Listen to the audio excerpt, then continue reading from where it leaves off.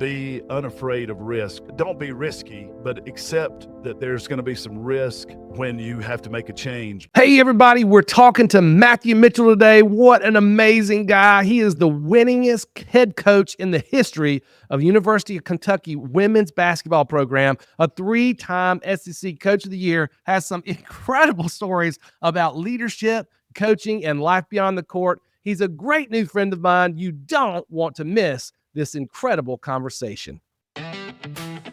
Welcome to The Last 10%. Your host, Dallas Burnett, dives into incredible conversations that will inspire you to finish well and finish strong. Listen as guests share their journeys and valuable advice on living in the last 10%. If you are a leader, a coach, a business owner, or someone looking to level up, you are in the right place. Remember, you can give 90% effort and make it a long way, but it's finding out how to unlock the last 10% that makes all the difference in your life, your relationships, and your work. Now, here's Dallas. Welcome. I am Dallas Burnett, sitting in my 1905 Koch brothers barber chair in Thrive Studios. But more importantly, we have a great guest today. He is the winningest head coach in the history of the University of Kentucky women's basketball program, three-time SEC Coach of the Year. Now he's a leadership coach, a mentor, and a speaker. He's also the author of a new book you're definitely going to want to get called Ready to Win. I think it's already made USA Today's list. It's coming out big time. So welcome to the show, Coach Mitchell. Yeah. Hey, thanks, Dallas. It's great to be with you. Appreciate the opportunity to have a great conversation today. Yeah, man. So I am just always interested in people's stories. So tell the listeners, what drew you to the idea of coaching? Did you always know you wanted to be a head basketball coach, or what got you into the sport?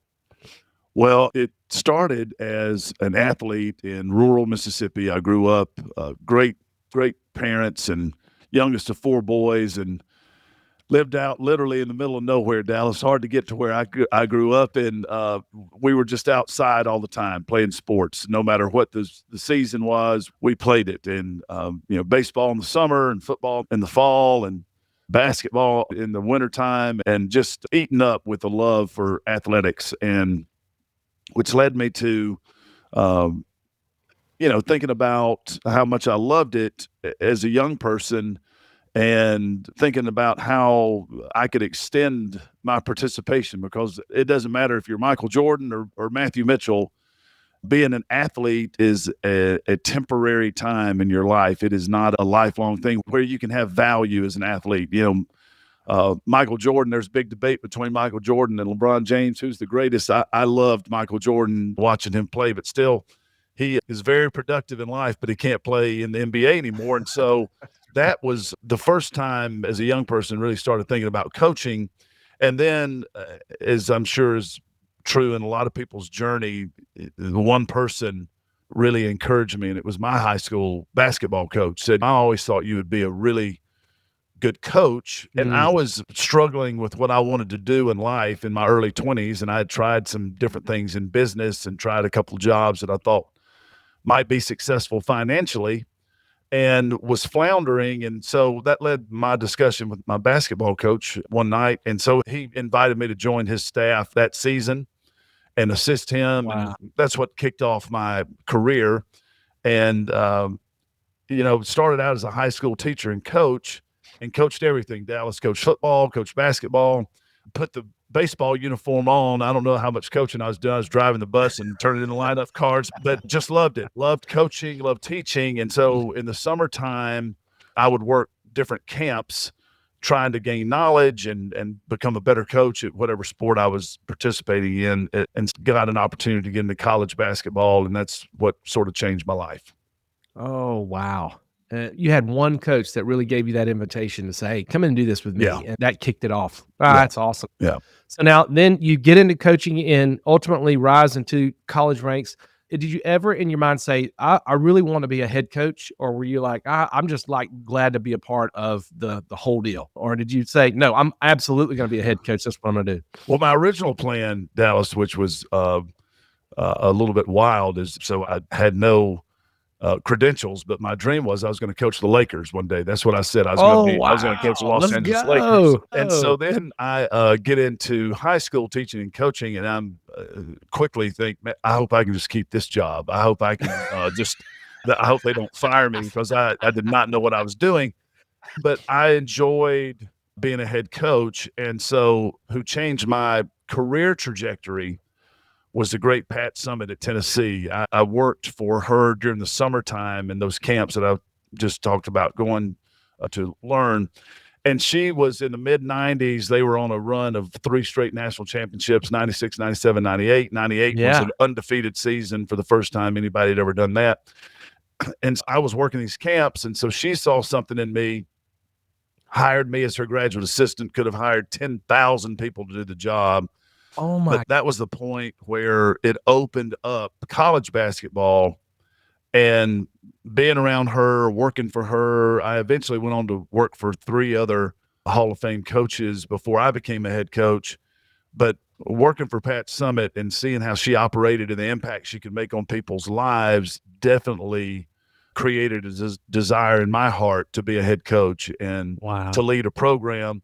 And so I never made it to the Lakers, but making it to University of Kentucky and being able to coach college basketball in Kentucky, I can't think of a better place in the world. People love basketball in the Commonwealth of Kentucky. There's no pro sports or anything that you're competing with. And so the University of Kentucky is really the biggest thing in the state, and ended up at a remarkable place, had a remarkable career, and just all because of people that contributed to it and helped me develop as a coach.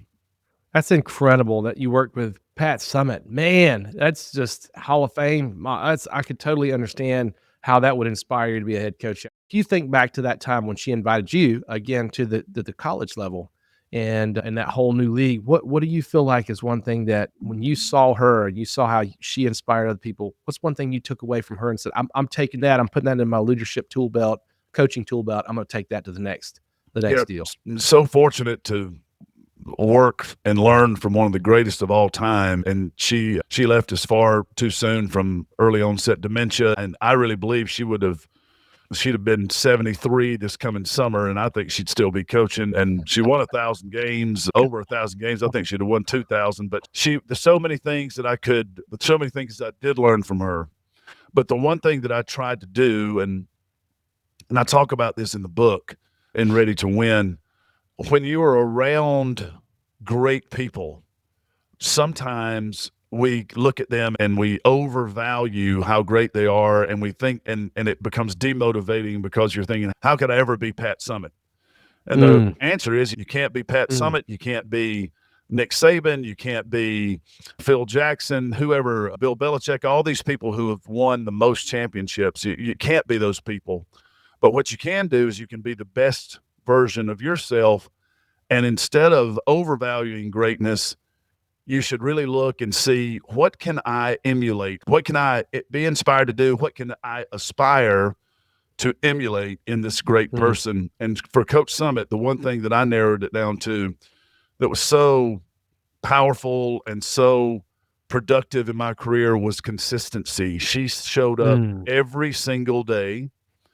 And at the time when I worked for her, Dallas, back when magazines were a thing, she was on the cover of Time magazine, Sports Illustrated. Wow. She was on interviews with 60 Minutes, ESPN. She was everywhere. She was a major figure, not only in women's sports, but just in sports in general. Yeah. And so she had a million things pulling her in a million different directions. But when she showed up every day for the Lady Vols on that practice court, she was totally focused. And her energy, her focus, her enthusiasm, her effort, that was so consistent day in and day out. She knew exactly how she wanted to win basketball games. It was rebounding. It was defense. It was effort and grit. That's what she wanted to do. It was not any fancy, elaborate offensive schemes or anything. It was every single day she showed up with that tremendous focus. And there were a bunch of things I couldn't do that she did, but I said to myself, if I ever get a chance, I am going to be consistent, and I'm going to give the players my very best every single day. And I really thought that drove results for her. And then that allowed us to lift Kentucky women's basketball. You think about Kentucky basketball and you think about the over 100 years of great success the men's program had. We had not enjoyed that kind of history in a women's basketball program. In fact, we were closer to the bottom than the top. But that consistency and that one thing that I was able to learn from Coach Summitt helped us lift Kentucky women's basketball into a championship level for over a decade. And I give so much credit to being around Coach Summitt and seeing that example and experiencing that example each and every day. And that was the one thing that I really got from her. Oh, that's so good. That's so good. And I know that resonates with so many people. I think if you're leading people, if you're coaching people, if you're leading an organization, I think that's a great challenge and a great question. Number one, I love what you said about essentially finding how you can emulate greatness don't try to be like the other person. Lead with yourself and how you've been created, but then take what you can and aspire certain attributes that you can pull in and put together. I love that. And the other thing that I think is very challenging is that are we asking ourselves, are we showing up for the people that we lead, the people that we serve, our organizations on a consistent basis? Are we being consistent in our leadership, in our communication, in our expectations, the standards that we set and the standards that we keep? All these things that we are. I think the consistency is incredible. So I love that you point that out. I'd love to talk a little bit about the book. And you start this book off, which, by the way, I've got a copy. It's very, very, very, it's just awesome. It's a great book. Thank you. Start it off and you tell the story about Michael Jordan and the commercial, right? And you talk about how he's taking all these shots and everybody knows it's an iconic ad. But you mentioned something that's very interesting, and you discern between winning, a win, and then something called sustained success. Share a little bit about what you mean in the book and how you captured that idea. I think when we all start out on our leadership journey, at least when I did, I was so focused on results. And I felt like if I could drive results, then my career was going to grow. And I wanted to get there really, really fast. I wanted to get there quickly. And I was so fortunate to be around great leaders that drilled into my development this idea of just build a strong foundation, know what you're about, and then try to do it over and over and over and learn along the way. The methods can change, the world changes, technology changes, all these things change. Our methods can change, but your principles stay the same. And you just show up every single day knowing what you're about, who you are, and that's going to lead you through all the challenges that come with success. There's so many challenges that come your way. There's so many roadblocks. There's so many obstacles that are in your way to get there. There's so many traps set for you once you get there to stay there. There's all of these challenges that we're constantly having to face. And so when you can think in a principled way, when you can have principle-based thinking, that's going to lead to principle-based action. That's going to lead you to being able to repeat and sustain success. And so the book really is about the things that we can have the most control over: our attitude, the energy that we bring every day, and the effort that we give to the task at hand. Those are things that we can control. What the book really is about is preparing is something that we can all do, and preparing well and learning how to be a level 5 preparer. That's, we talk about 5 levels of preparation in the book. When we can live in level 4 and level 5, something that we can aspire to, level 4 is something that everybody can do. And that preparation allows us to set ourselves up to get great results. Now, do we win every time? I coached at Kentucky for 13 years. We did not win every game, unfortunately, Dallas, but we did win 7 out of every 10. 70% of the time we won our game. And so what we were able to do is, over a decade, I coached there for 13 years. And once we really got it figured out after our second year, we had over a decade of success. And so we didn't have one good season. We didn't have one year where we had a chance to get into the NCAA tournament and play at a championship level. We had over a decade of that. And that's what we want to try to develop. That's what in the book where we show you that preparation will powerfully position you to win. You still have to go out and get it done. But one thing that I've learned that's been so helpful for me, Dallas, is that I just consider everything a victory, because if we were up 1 point on the scoreboard at the end of the game and we won the game, that was a great, great victory and successful. But if we were down 1 point at the end of the game, I eventually matured into a spot where I could learn that was a victory as well, because there were lessons to be learned from the defeat. And so there was so much valuable. Sometimes you learn more out of losing a game by 1 point than you learn by winning by 1 point. I had one of my great mentors that encouraged me early in my coaching career, Les Triplett. He's a Hall of Fame high school coach in the state of Mississippi. One night we beat Tennessee at the buzzer. Great Coach Summitt, and here I am. I've gone from being a graduate assistant to actually winning the game, and we won it at the buzzer. And the next day, everybody was so excited. It was on the front page of the newspaper here in Lexington. It was national news. It was on Sports Center. I mean, it was a big deal. And it really was the deciding game that allowed us to win the SEC championship in 2012. And so we're elated. Of course, we're so excited. But the next day, the phone call that was so pivotal, powerful, it still resonates with me.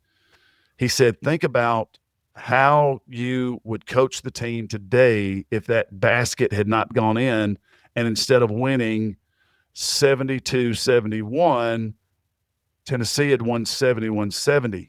It's only 2 points difference. There's not a huge amount of difference. So you need to think about, how would you have coached the team? What would you have learned if it had been 71-70 instead of 72-71 in our favor? And that was like an absolute, just hit me between the eyes. And that's how we need to think about our performance. We need to have a clear mind when we evaluate what we're doing. And we can't let the emotions of 72-71 blind us from what we need to learn. And then the emotions of 71-70 cloud our vision and think that everything's going wrong. And you don't look at it. The perspective needs to be that you look at your performance with a clear mind. You go back and evaluate. And so we show you how to do all of this in Ready to Win in the book, how to prepare on the front end, how to work your way through the execution phase, and how you evaluate it, which allows you to prepare well the next time. Sustained success is something I'm so passionate about. That's what we go into companies now and try to help, not just the leader, not just the CEO or the person who's in charge, but it's really that team effort, how you go in and you coach the team to perform well, to perform together, which leads them to greater productivity. And when you can repeat that, Dallas, now you are into the realm of not having one good quarter or one good year of business. You can have it over time. And that's what we're trying to drive people towards, sustained success. Man, I love that. Oh, that's so good. That's so good. And the perspective shift is incredible because it's so easy. And I could see the drift, right? You know, you're so elated, you get lost in the win and you're celebrating. And then you go into the next week and your confidence is an all-time high. You've just come off of this great victory at a last second shot. But if you don't have that perspective, like, you know, look, we're 2 points away. We're one basket away from losing. And maybe we would have picked it apart to say, how could we have gotten an extra, you know, whatever, our free throw percentage or this or that, or we were run a play different. I just think that's a great perspective shift. And it's a great way to approach victory. I think that because you're not overinflating the victory and you're not downplaying it. Like, you did win. You got the 72-71. However, if you treat it like a 71-70, then you're not overinflating it beyond what it actually is. And you're saying, well, we can still improve. Oh, that's so good. That's how you've led, or that's one example of how you led through a victory. You said the first 2 seasons you were kind of trying to figure it out. We kind of get it all worked out. What was it like leading in those seasons that you could offer to leaders? Yeah, the great thing to discuss here. My first college head coaching opportunity came 10 years into my overall coaching career. So I started out that season that I told you at my high school, Coach Farrell Rigby. 10 years later, I got a Division I head coaching job at Morehead State University. And so Amazing. It was, I don't know how people view their career, but 10 years in a lot of ways is a long time. But in many ways, especially in coaching, 10 years is not all that long of a time. And so I was not, just incredibly seasoned or experienced. But what I had learned is that we needed to be about something at Morehead State. And so that's what Coach Summitt had, what she called the definite dozen. Dallas, that's 12 things that Tennessee basketball is going to be about on and off the court. That was too many things for me to keep up with, Yeah. to be honest with you. I couldn't keep up with 12 things. It was hard to do. And so I came up with 3 things that I had learned. I was in a meeting. I worked at Tennessee for 1 year. I worked for her for 5 years, 4 years in the summer, and then 1 year fully on the staff. And from there, I went to the University of Florida as an assistant coach. That was my first full-time assistant coaching job. And what an incredible place that was, because they were so successful in all athletics. Everything was just awesome at Florida. And they were really on the cutting edge of developing a comprehensive basketball, Division I athletic program where all sports mattered. And it wasn't just football or men's basketball, everything they did with excellence. So that was a great place for me to be. And 1 year, I was in my 3rd year there, we were having a hard time. We had a young, talented team, but we were having a hard time winning games. And so we were in a meeting, and our head coach was Carolyn Peck. She's in the Women's Basketball Hall of Fame, first African-American woman to win a national championship at Purdue, a championship coach, and the youngest coach ever to win a national championship.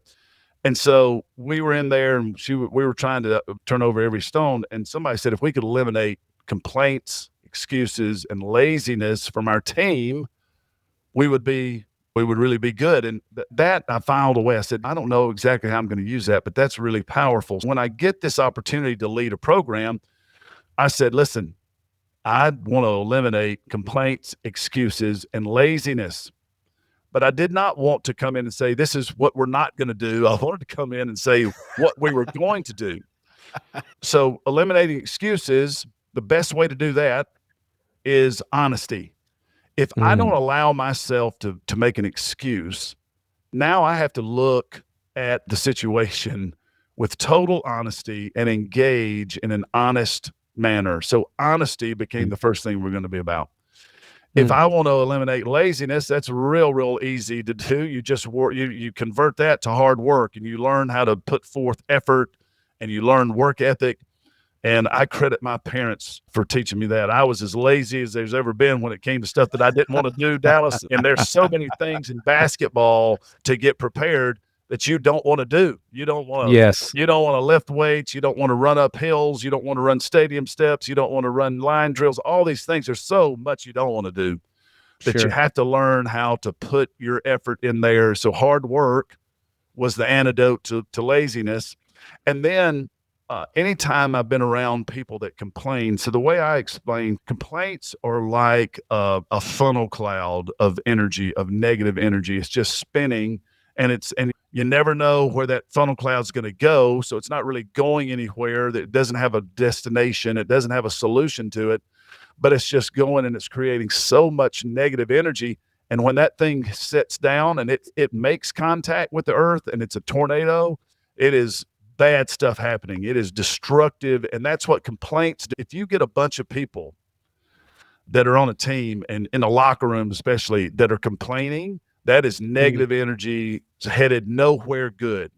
Instead of complaining, have the discipline to move toward a destination that you want to go. Have the discipline to get a plan, stick to the plan, do the actions that are necessary. So that became our blueprint, the winning tools: honesty, hard work, discipline. So that's how we were leading the program. So I created it at Morehead State.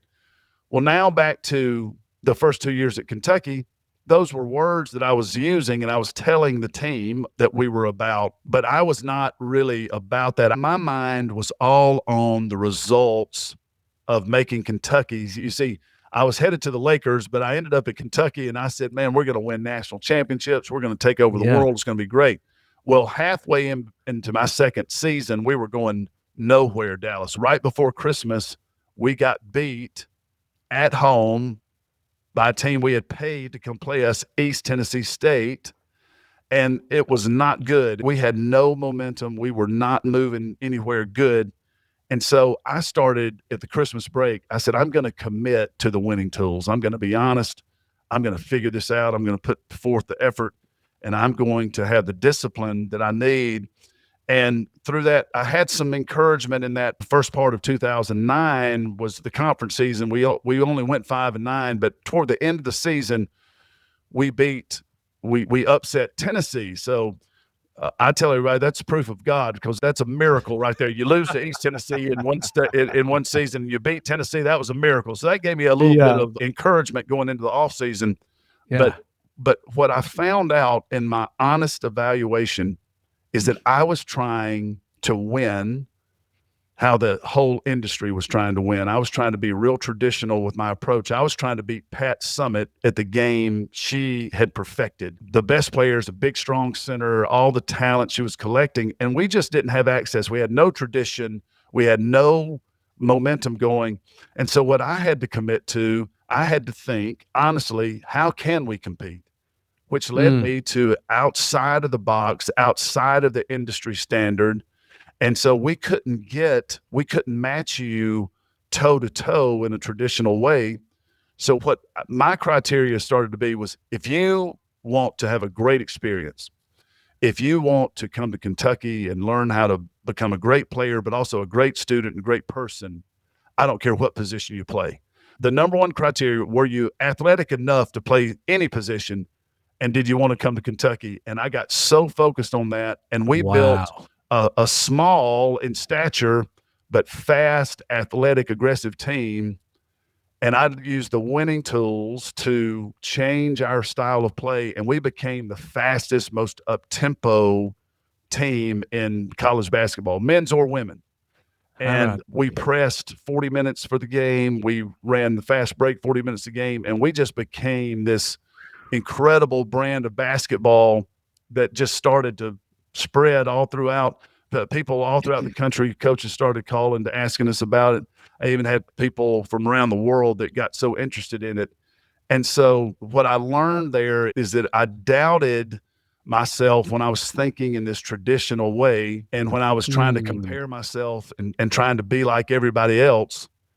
And when I finally committed to what I said I was about, when I finally became about honesty, hard work, and discipline, I was able to figure out how to change the trajectory. And we went from 33 and 32 those first 2 years, picked next to last in the conference, and going into my third year, to we finished second in the conference that year. We went to the Elite Eight and then national in the NCAA tournament. And that just catapulted us toward that decade of sustained success. We became SEC champions. We went to 3 Elite Eights. We went to 5 Sweet 16s. We went to the NCAA tournament year after year after year. And so instead of, talking about a philosophy, I really became and started to embody the things as a leader. I think there's so many times we can talk about things, but we're not actually doing it. When we are the people driving the culture and we're living what we say that we're going to be, that's when you really start to see the results. And that's where you become focused and powerful in your direction. Man, that's awesome. That's so true. And I think it's almost like you're applying that same consistency that you were talking about with Coach Summitt to your own methodology. You're saying, all right, now I've got to get consistent.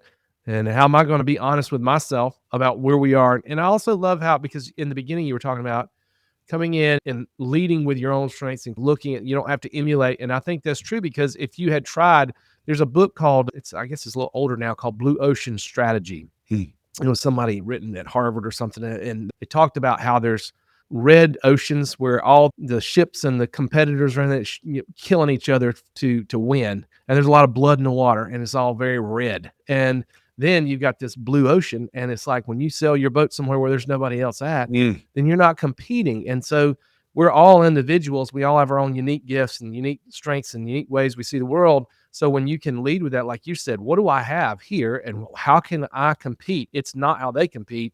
It's almost like he's like, well, we have this great atmosphere. This is amazing Division I school where there's no professional teams to compete with. Everybody's focused on this so we can generate amazing energy, and I can get athletes, and then we can run fast. You want to be an athlete? You can come here. So, I mean, it's so cool to see how you process that. So you said, what do we have? And I'm leaning on our strengths versus trying to lean on something we didn't have access to. If you can't recruit the tallest girls down low, that some of the other schools have already gotten because of their program history, well, then you've got to do something, because if you just keep trying to do that, you just have, less than success, Yeah. and love all that. I love how you thought through that and the strategy that you used, because it kind of pulled you out and you said, I'm okay being different. In fact, we're not going to just be okay being different. We're going to lead the way into this new area. We're going to be the first ones there. Yeah. And then everybody's going to ask us. So it's just really, that's really cool. I'd just add one more thing on that is I learned from my dad. I really have to credit my parents. My parents always encouraged us to be unafraid of risk. Don't be risky, but accept that there's going to be some risk when you have to make a change, but have the courage to take the risk to change, because, and my dad was so great with things like this. He would say, the trunk is so solid and stable, but the fruit is out on the branches. And you've got to get out there. You've got to leave the trunk. You've got to be brave enough to go out. And if the branch breaks, then you're going to fall and it's going to hurt and you're going to hit the ground hard, but just get back up there. But never be afraid to go out there because the fruit's out there. And just that simple concept as a young person resonated at a very important part, a critical juncture. Because if I'd gone down the road, that if I'd stayed the course of trying to be traditional and do what everybody else is doing, I would not have become the winningest coach in the history of Kentucky women's basketball. I would have been searching for a job somewhere else. And so I just wanted to share that with the listeners is, great lesson I learned from my dad. That's a rich, man, analogy. I love that. I love fruit is on the branches. That is so true. You've got to put yourself out there. Love what you said about having courage. You've got to have enough courage. It's not necessarily saying that you're being risky, but you have to take risks. Yeah. You have to be out there willing to go for it. I think that's fantastic. So you've talked about discipline and as one of the core values as it relates to complaints, but also that's going to create some team accountability. And accountability especially I think in the business world, is something that we talk about, but sometimes employees will kind of shirk at, because I think in the past, command and control style type bosses or whatever, accountability can be seen as almost a negative, like, oh, it's big brother. He's just coming in here to press on me. This is not good. Rigid micromanagement. But that's not the culture that you created at Kentucky. How do you see discipline being used in a way that we do have accountability, but it's seen as a positive? I think the big thing for a leader is teaching people the art of discipline. And if we all said, hey, listen, in our business, do we need to have discipline? Everybody, or maybe not everybody, Dallas, but anybody that's trying to go anywhere is going to rate, yes, we should be disciplined. Sure. Yes. Yeah. We agree with discipline. My daughter's in 5th grade, and I'm coaching her team at her school a couple days a week. It's open to anybody that wants to play. It's not varsity. It's more like a physical education activity, but we're teaching them basketball. And if I tell them, listen, we're going to dribble over here to the goal, and I want you to shoot a layup. All right. So I tell them that's accurate of what I tell them what I want them to do. Right. But what I have to do with that age, but it's a great lesson for me now as a leader in business, I have to teach them how to do that. I have to first teach them how to dribble the ball. I have to teach them the mechanics and the technique of a layup. And so that sentence is easy to tell someone, but do I have the discipline to teach someone? And so one of the ways that I try to share with leaders that's a good technique in teaching is the cycle of teaching is 3 E's. We equip, we encourage, and we evaluate. And so on the front end, I need to make sure that my people who we are all trying to win, we are all trying to get to this objective, they are equipped with the resources, the skills, the expectations. They know where we're headed. They need all that information, and that's for me to equip them. So if I say, hey, this quarter, we want to get a 5% increase in sales, I can say that, but now do they really understand? Do they have all the resources they need to do that? Then along the way, when I'm in the midst of trying to execute, I am encouraging, and encouragement means I am just going to use the winning tool of honesty to let them know you're on the right track. You're not on the right track. I think you could do this differently. What are you seeing out there? I believe you have the ability to do it, whatever that may be, but I'm communicating through an encouraging way. I'm not trying to motivate with fear, which is so short term. I am trying to motivate them and encourage them along the way. And now we get to the third one, evaluation. So I can evaluate in real time. I can evaluate, hey, this is effective or this is not effective. And then at the end, we certainly can see what the result was and we can evaluate that. And that needs to be done with honesty. And so I think when you have these principles with your team and everybody understands we're going to be honest brokers here. I'm not going to tell you you're doing great and everything's going to be okay if you're not producing, if you're not executing at the level required. I'm not going to tell you everything's going to be okay. I'm not going to tell you you're the worst person in the world, but I'm going to say, hey, things need to be done differently. And as a leader, we have to have the ability and we have to find the strength to forego popularity in the moment for long lasting and success in the long term. And so delivering constructive criticism, I think you just say that on the front end. I think that's in that equip stage. You need to let them know we're gonna encourage you, but you have to develop the ability to take constructive criticism because we're all not going to be 100% right all the time, and so the leader has to be able to do that. And so I think that that's a formula that you can implement as you're trying to be a disciplined team that's all moving in the same direction to accomplish the goal. And we talk about that in the book, and all of us that are trying to play at a high level. And that's the people that I'm coaching now and the companies that I've had the privilege of being involved with. These are high achieving people that have great big goals, strong objectives, a mission to be a winning organization. And it doesn't matter if it's pharmaceuticals or if it's finance or if it's engineering, hotels. I've coached a lot of different industries. The people portion of that in high performance situations, you have to have the team functioning at a high level, and the discipline it takes to equip, encourage, and evaluate is something that I really believe you can teach in your organization.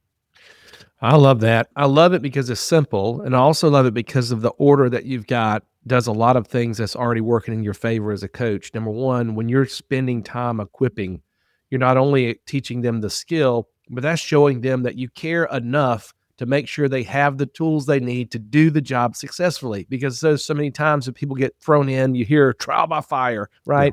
Yeah. In a role, you just get put out there. Yeah. And a lot of times you feel like you're on an island Yeah. because you don't have the preparation, you don't have the communication there that's really brought you in. And you feel like I've got now, but this confidence that I can do this job because the person that knows how it's supposed to be done is taking the time to show me that. I think this next thing is that you don't move from that to evaluation. You move that from that to encouragement. And I think that, that encouraging level is going to produce this kind of almost trust response. Like yes. you are, as a coach, you are for me. So now you have showed me what to do. Now you're encouraging me to do that towards this mission, vision, value, whatever that we're setting it with, the role, responsibility that we're doing. So now I feel like I'm in this environment with someone who cares enough to spend time with me and who is for me. And for me doing this successfully. So then when you come back and you say, hey, we need to take time out and evaluate. All right, we're not where we need to be. We're moving in the right direction. We need to make some changes. That feels so much different than someone who gets thrown in trial by fire, doesn't get the feedback, doesn't get the communication, doesn't get the encouragement, and then the boss comes back in and is like, "What are you doing? Yeah. What is this?" Yeah. So I think I love it. I love all three of those, especially in that order.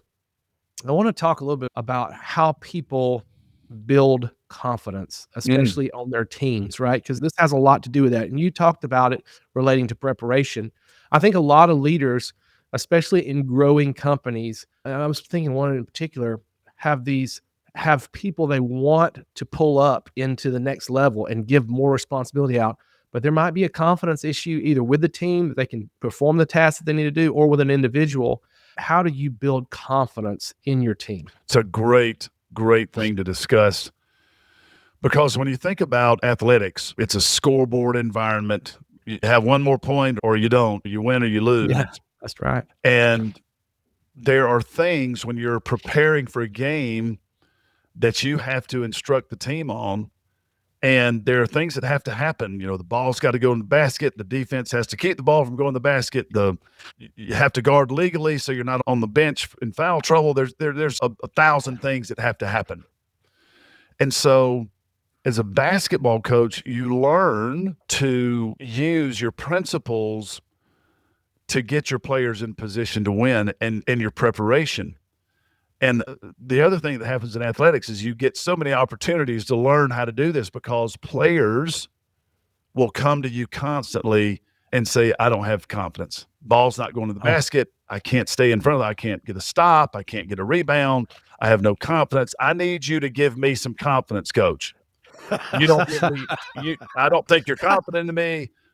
I need you to give me some confidence. And as a young coach, I was like, well, let me give her some confidence. I'd love to give that some confidence. And so what you pat you on the back, do a good job, right? Yeah. What you figure out is you can't give anybody confidence. You cannot give the confidence. Only comes through achievement, through meeting the objective. That's how you build confidence. So now, how do I help someone achieve so then they have confidence?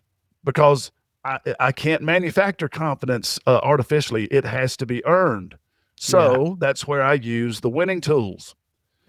Honesty. The first one, honesty. What is going on here? What is happening? What do you not feel confident in? Well, I can't make a shot. Okay. So let's look at your technique. Let's look at your shot selection. Are you shooting it in your range? Let's talk about the time that you're taking. So let's honestly evaluate what's going on, what is preventing you from getting to confidence. So then the second tool is hard work. That's where you dig into a plan. That's where you develop a plan. You give the effort to say, hey, I'm not making enough shots. So here's the plan. We're going to come in before class for 15 minutes and we're going to work on your form. We're going to come in before practice and work on your layups. And then after practice, we're going to stay and work on your 3-point shot, whatever that is. We're going to take the time. We're going to work hard work, and develop a plan. And then the discipline, the third winning tool, we're going to have the discipline to stick with the plan for an extended period of time. We're not going to work the plan for a day and then think confidence is going to be created. We're going to have belief that if we stick to this and over time, that's where we'll build the confidence. And listen, you can do some temporary tricks that, I remember we had a great shooter, Keela Snowden. She was the SEC Sixth Player of the Year. She came off the bench. She was an unbelievable player. She was an all-conference level player. And we were just a deep team, but she was such a spark plug that would come into the game. And so she was in a bit of a slump, and she was such a great shooter, and that it had gotten mental for her. But I told her, I got on a ladder and I took 2 basketballs and I said, did you know that 2 of these basketballs will fit in the goal at one time? And I dropped the 2 and it's crazy. 2 basketballs can actually go through the hoop at one time. And so that little mental technique, we were at Vanderbilt playing that day, and that kind of got her maybe unstuck a little bit and was a fun little technique that maybe helped her. But she had put in the time, that it was really the time working the plan over time it wasn't that one little magic trick that we did. And so I think that using that honesty, hard work, discipline can allow you to build confidence. And that's so important. But you see, there as a leader, I couldn't just say, hey, it's going to be okay, Keela. Everything's going to be fine. It's going to work out for you. That's Right. artificial. It may not Yeah. work out for you if you don't do the work. And then also Yeah. on the other side of that, Dallas, I think I just want to make this point. As leaders, if we let our own fear of failure take us over, Mhm. and we're Mm. worried like, but the next shoe's about to drop. It's going great now, but it might not go great. And you're Yes. browbeating your team saying, I know it's good right now, but the bottom's gonna fall out and the market's gonna change. And you try to Yeah. motivate out of that's not an honest broker either. You're not being an Mhm. honest leader there.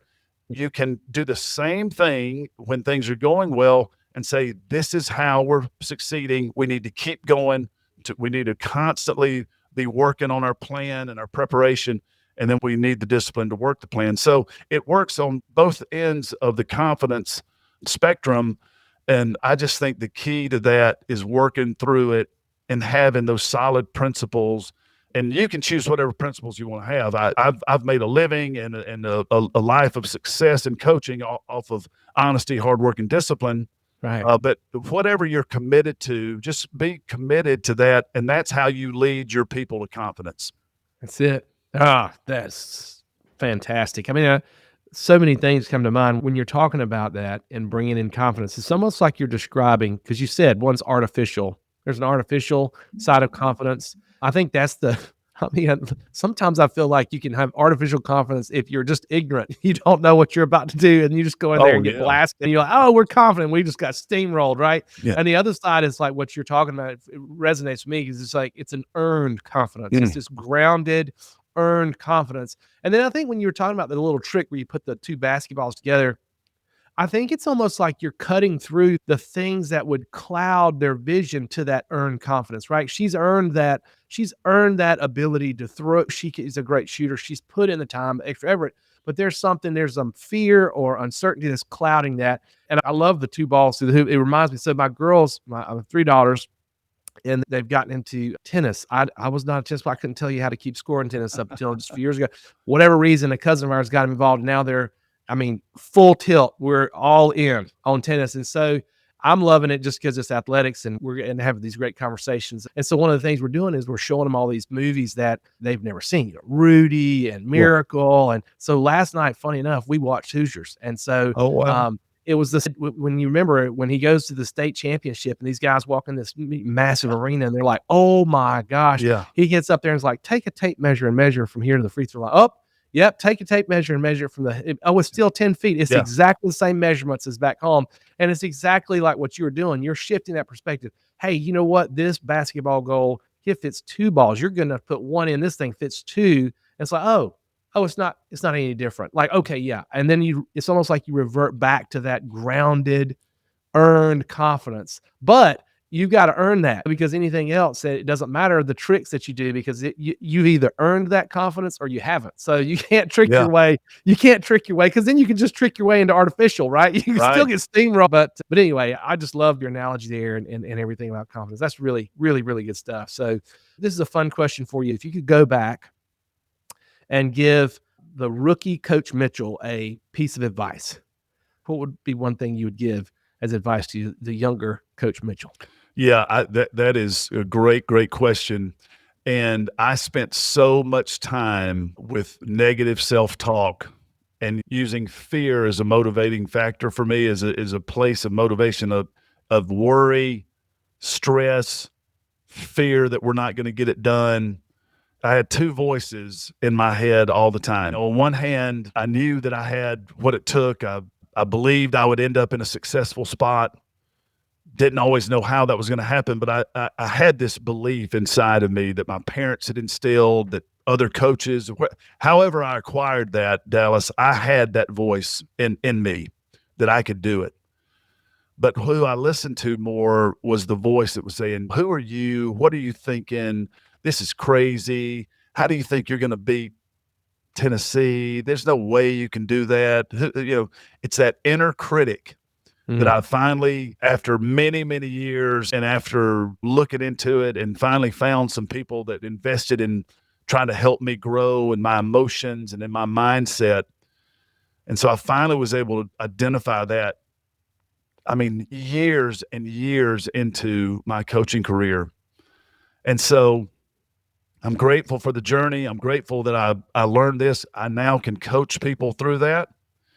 So I would go back and coach and say, listen, the inner critic in all of us is just trying to, however we acquired that, is trying to protect us from risk. It's trying to protect us from failure. And so it seems like a negative voice, but what I learned to do is to make peace with it and say, thank you for looking out for me. Thank you for that. Because for a long time I would just try to eliminate it and act like that it wasn't there. And so now what I do is when that comes up in me, so right now I'm trying to play at a very high level in the corporate coaching world, and I'm trying to coach the very best companies. And it's exactly what I was working toward as a college basketball coach at the highest level, compete at the highest level, win at the highest level. And so even today, as a very successful coach with a 30-year track record, that voice will come in and say, what are you doing, man? What are you thinking about here? This is too big. You're trying to play at a too big of a level. And so now I just thank that inner critic and say, thanks very much. I know you're looking out for me, but you're going to have to go sit in the stands for a while and just watch what we do here.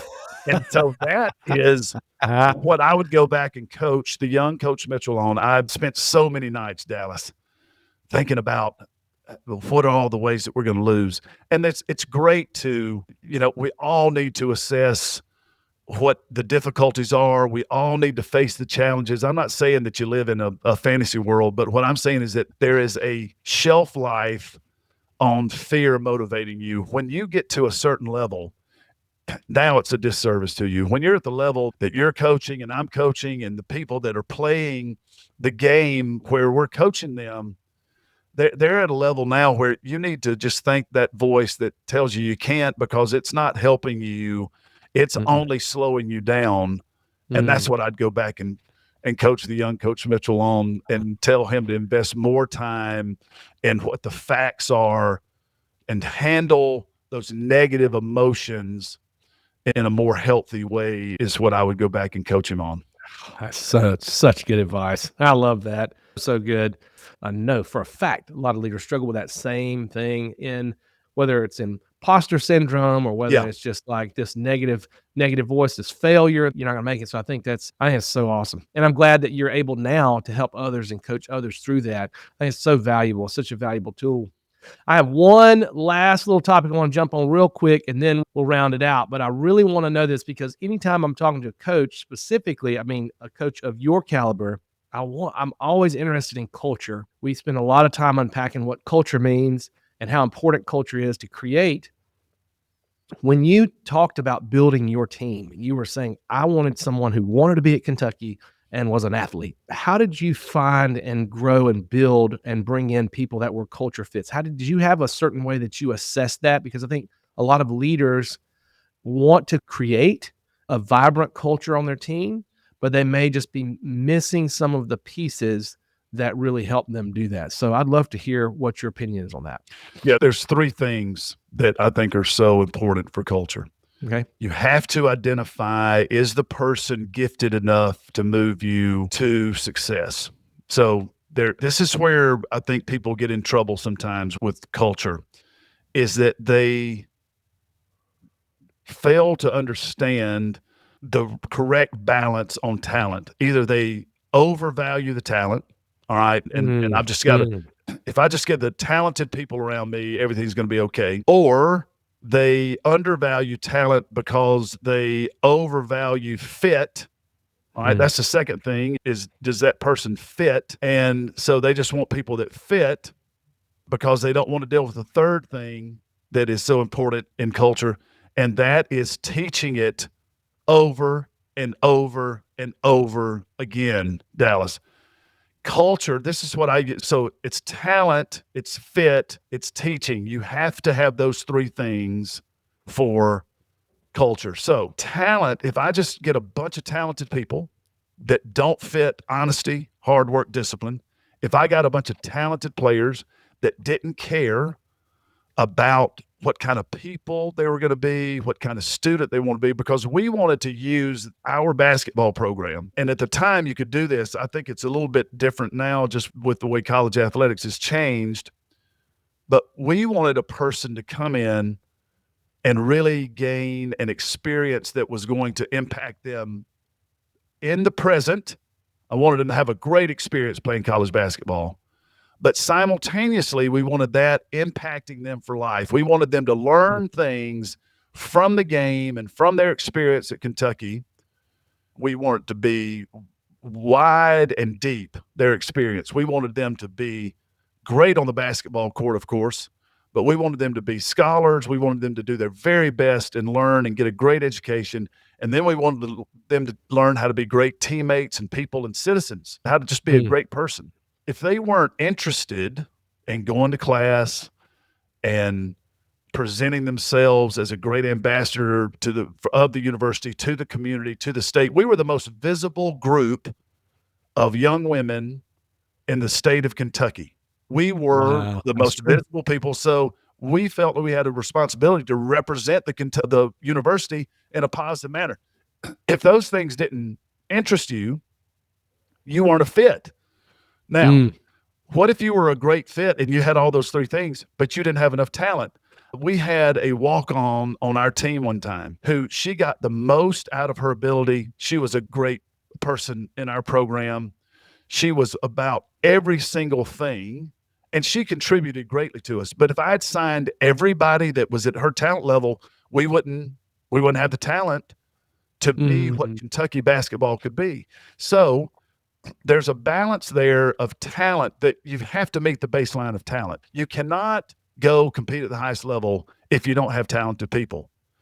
But that it can't be all talent. You have to then go into who has enough talent that also fits.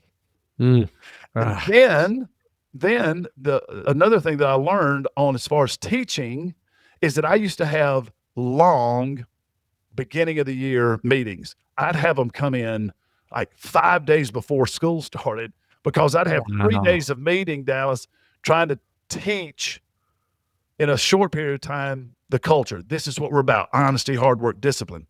And what I found was that just was like trying to teach people with a fire hose of information, and they didn't retain any of it. They got a little bit of water in their mouth, but most of all, it just had them back on their feet and confused, and they had so much coming at them. Yeah. But what I learned was teaching culture is just a constant thing that as a leader, you just need to embrace and enjoy and know that. I hear people say this all the time. How many times do I have to tell them in order to get them to do what I need to get them to do? My wife and I are at this stage right now with a 13-year-old and 11-year-old, and she'll get so frustrated with them. How many times do I have to tell them to bring the clothes down on laundry day? How many times do I have to tell them? And Dallas, the answer is all the time. You have to tell them all the time. You have to tell them over and over and over. Yeah. Because as many as it takes. Reason, our human condition is this where we just need some coaching and some teaching. I don't care what. Listen, you and I, we coach professionally and we coach at the highest level, but I need a coach. I need someone. Yeah. Jim Warner in Boulder, Colorado is my man, and he keeps me on track. And, it's just there's something about us where we need to constantly be reminded of things as far as when it comes to culture.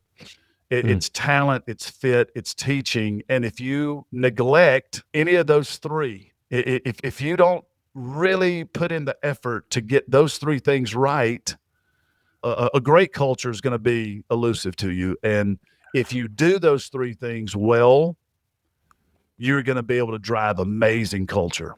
So good. Oh, that's so good. Couldn't agree more. That's just fantastic. And I tell people too, it's like, because you get the question all the time, how many times do I have to tell? Yeah. And I go, hey, listen, if you think about Ford trucks, it's like, does Ford trucks come out and tell every 16-year-old boy, you need to drive a Ford F-150 pickup truck? And they tell them one time and the rest of their life, they don't hear about it. No, you can't get away from, every single Super Bowl or NBA championship, every single basketball game.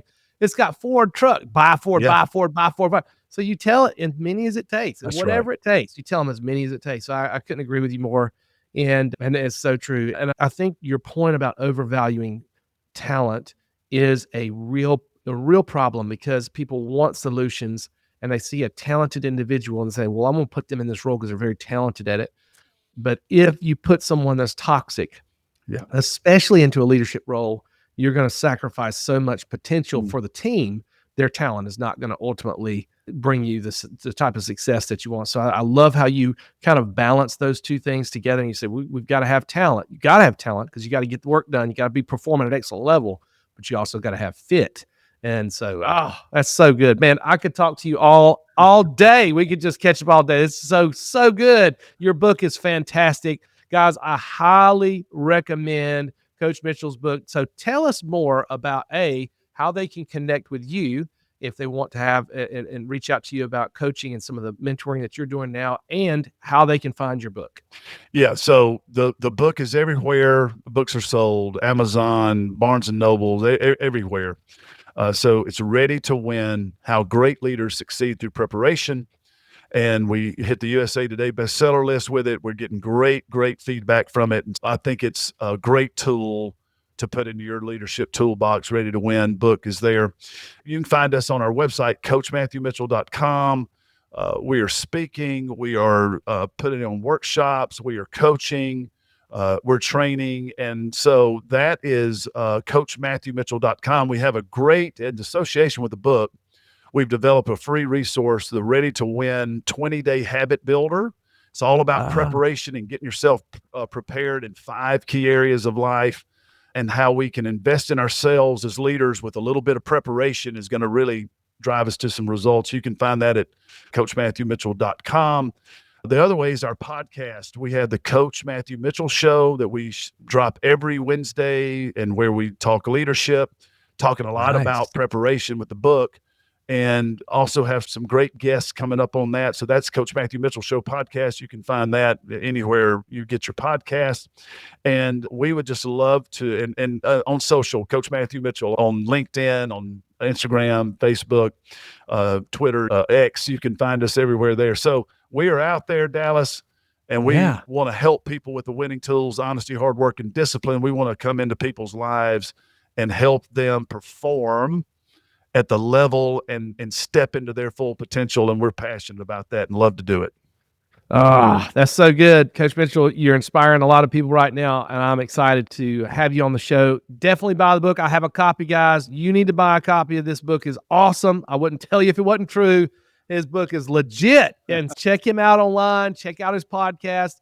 And just very thankful for you to be on the show. Now, the last question we always ask every guest is, who would you like to hear as a guest on the last 10%? You know, what I think is so fascinating right now, and has real leadership challenges with the landscape changing in college athletics. I think any Division I college athletic director that you have access to, that you at your school, that you enjoy. Here at Kentucky, it's Mitch Barnhart. He's an incredible leader, a great leader. But any of those schools, the SEC, ACC, anywhere, any conference, I think that would be a fascinating conversation to have for your listeners, because they are meeting the landscape. Even after the few years that I've been out of it, it is so different with how the players are compensated, the way that they're moving, and there's major challenges that they're having in that. And I think hearing from any leader that's navigating that world right now would be fascinating for your listeners.